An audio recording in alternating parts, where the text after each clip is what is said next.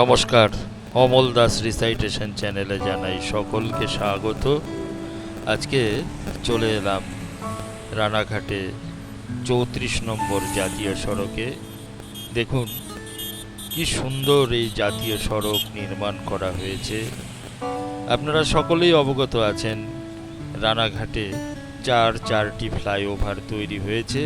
তার মধ্যে একটি চূর্ণী নদীর ওপর দিয়ে ব্রিজ নির্মাণ করা হয়েছে, আর রাস্তাটি বর্তমানে সম্পূর্ণ হয়ে গেছে এবং চালু হয়ে গেছে।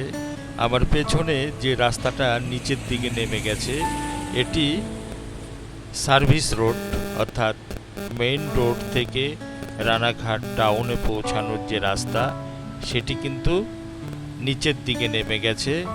আর ঠিক তার পাশ দিয়ে আরেকটি রাস্তা ডাউনে এই জাতীয় সড়কে ওঠার জন্য নির্মাণ করা হয়েছে, যে ছবিটি আমার এই ভিডিওতে দেখা যাচ্ছে না।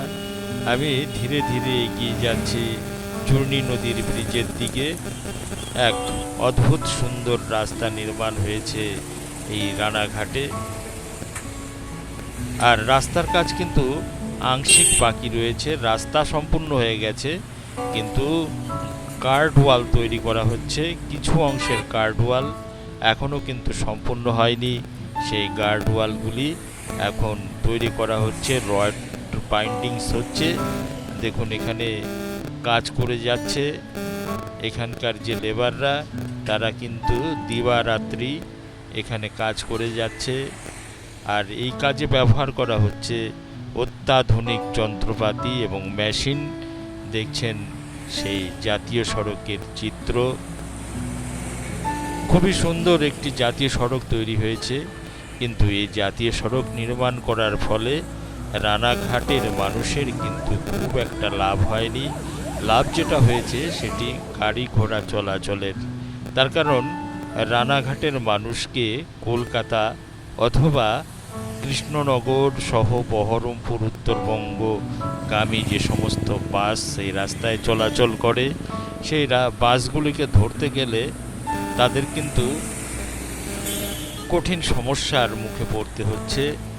রানাঘাটে মনোরমার কাছে এতদিন এই বাস স্টপেজটি ছিল, সেটি আরও পিছিয়ে চলে গেছে ভবানীগড়ের কাছাকাছি।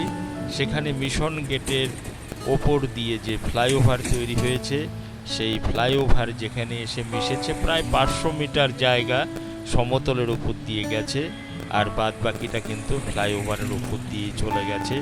সেই জায়গায় গিয়ে দাঁড়াতে হচ্ছে, অথবা সমস্ত ফ্লাইওভার পার হয়ে গিয়ে গড়ের বাগানে দাঁড়াতে হচ্ছে। সেখানে ফ্লাইওভার থেকে এই বাসগুলো নিচে নামছে।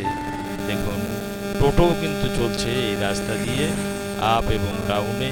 অত্যন্ত সুন্দর এবং মনোরম একটি রাস্তা তৈরি হয়েছে দেখুন।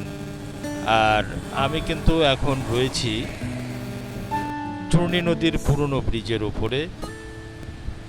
অত্যন্ত সুন্দর এবং মনোরম এই রাস্তা তৈরি হয়েছে। আর আমার চ্যানেলটি যদি আপনাদের ভালো লাগে, চ্যানেলটিকে অবশ্যই সাবস্ক্রাইব করবেন, সঙ্গে বেল আইকনটিও প্রেস করে দেবেন। অত্যন্ত সুন্দর এবং মনোরম তৈরি হয়েছে এই জাতীয় সড়ক। দেখুন আমার ডান দিকে এখনও গার্ডওয়াল তৈরি হয়নি, এখানে গার্ডওয়াল তৈরির কাজ চলছে। আর কিছু মানুষ এখানে বাস ধরবে বলে অপেক্ষা করে রয়েছে, কিন্তু তারা বাস পাচ্ছে না। কোথায় গিয়ে দাঁড়াবে সেটি স্থির করতে পারছে না। এই সমস্যায় কিন্তু রানাঘাটবাসীদের পড়তে হচ্ছে। এখন আমি ধীরে ধীরে এগিয়ে যাব রানাঘাট থেকে কৃষ্ণনগর যে বাইপাস দিয়ে যে রাস্তাটি চলে গেছে, সেই রাস্তা। দেখুন এই রাস্তাটা ব্রিজ থেকে নেমে একেবারে সোজা চলে গেছে নিচের দিকে, আর নিচের দিকে গিয়ে এই রাস্তাটা ধরছে রানাঘাট কৃষ্ণনগর বাইপাস রোড। দেখুন এখান দিয়ে একটি গাড়ি চলে এলো, এই গাড়িটি কৃষ্ণনগরের দিক থেকে এলো। দেখুন ধীরে ধীরে এই রাস্তা নেমে চলে যাচ্ছে নিচের দিকে। অত্যন্ত মনোরম এবং সুন্দর হয়েছে এই জাতীয় সড়কটি।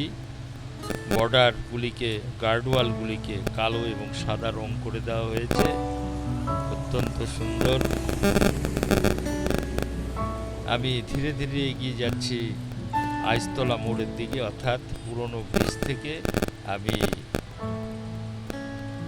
নেমে যাচ্ছি আইসতলা মোড়ের দিকে। আর ভিডিওটা আমি এখানেই সমাপ্ত করছি।